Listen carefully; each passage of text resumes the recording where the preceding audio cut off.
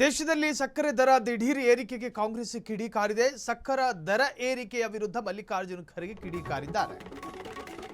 ದೇಶದಲ್ಲಿ ಸಕ್ಕರೆ ದರ ದಿಢೀರ್ ಏರಿಕೆಗೆ ಕಾಂಗ್ರೆಸ್ ಕಿಡಿ. ಸಕ್ಕರೆ ದರ ಏರಿಕೆಯ ವಿರುದ್ಧ ಮಲ್ಲಿಕಾರ್ಜುನ ಖರ್ಗೆ ಕಿಡಿ. ಮೋದಿ ನೀತಿಗಳ ಕಹಿ ಸಕ್ಕರೆ ಸಿಹಿಯಲ್ಲಿ ಬೆರೆತು ಹೋಗಿದೆ. ಪ್ರಧಾನಿ ಮೋದಿ ಸರ್ಕಾರಕ್ಕೆ ಖರ್ಗೆ 3 ಪ್ರಶ್ನೆಗಳನ್ನು ಹಾಕಿದ್ದಾರೆ. ಸಕ್ಕರೆ ದಾಸ್ತಾನು 9 ವರ್ಷಗಳಲ್ಲೇ ಕನಿಷ್ಠ ಮಟ್ಟಕ್ಕೆ ಕುಸಿದಿದ್ಯಾಕೆ? ಸಕ್ಕರೆಯ ಬೆಲೆ ಏರಿಕೆ ಹಾಗೂ ಹಣದುಬ್ಬರಕ್ಕೆ ಹೊಣೆ ಯಾರು? ಎಥೆನಾಲ್ ಉತ್ಪಾದನೆಯ ಬಗ್ಗೆ ಯಾಕೆ ಮರುಪರಿಶೀಲನೆ ಮಾಡ್ತಿಲ್ಲ? ಈ ಬಗ್ಗೆ ಖರ್ಗೆ ಮಾತನಾಡಿದ್ದಾರೆ.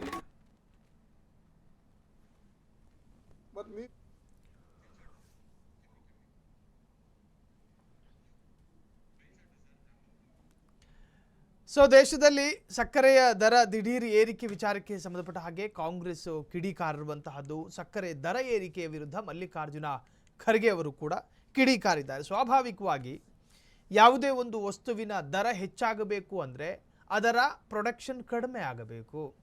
ಅದರ ಪ್ರೊಡಕ್ಷನ್ ಕಡಿಮೆಯಾಗಬೇಕು ಅಂದರೆ ಬೆಳೆ ಕಡಿಮೆಯಾಗಬೇಕು. ಈಗ ನಮ್ಮ ರಾಜ್ಯದಲ್ಲಿ ಯಾಕೆ ಕಬ್ಬಿನ ಬೆಳೆ ಅಥವಾ ಸಕ್ಕರೆ ಯಾವುದರಿಂದ ಉತ್ಪಾದನೆ ಮಾಡಲಾಗುತ್ತೋ ಆ ಕೃಷಿಗಳು ಕಡಿಮೆಯಾಗಿದೆಯಾ? ಕಡಿಮೆ ಆಗೋದಕ್ಕೆ ಏನು ಕಾರಣ? ಮಾರುಕಟ್ಟೆಯಲ್ಲಿ ಸರಿಯಾದಂತಹ ಬೆಂಬಲ ಬೆಲೆ ಸಿಗದೇ ಇರೋದು.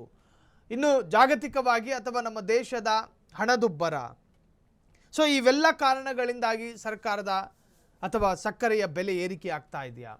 ಇನ್ನು ಎಥೆನಾಲ್ ಬಹಳಷ್ಟು ವಿವಾದವನ್ನು ಸೃಷ್ಟಿ ಮಾಡಿರ್ತಕ್ಕಂತಹ ಒಂದು ಕ್ರಮ. ಈ ಪರಿಶೀಲನೆಗೆ ಯಾಕೆ ಸರ್ಕಾರ ಒಪ್ಪಿಗೆಯನ್ನು ಸೂಚಿಸಿಲ್ಲ? ಮಲ್ಲಿಕಾರ್ಜುನ ಖರ್ಗೆ ಕಿಡಿಕಾರಿದ್ದಾರೆ. ಮೋದಿ ನೀತಿಗಳ ಕಹಿ ಸಕ್ಕರೆ ಸಿಹಿಯಲ್ಲಿ ಬೆರೆತು ಹೋಗಿದೆ ಅಂತ ಹೇಳಿ ಕುಹಕಾಡಿದ್ದಾರೆ.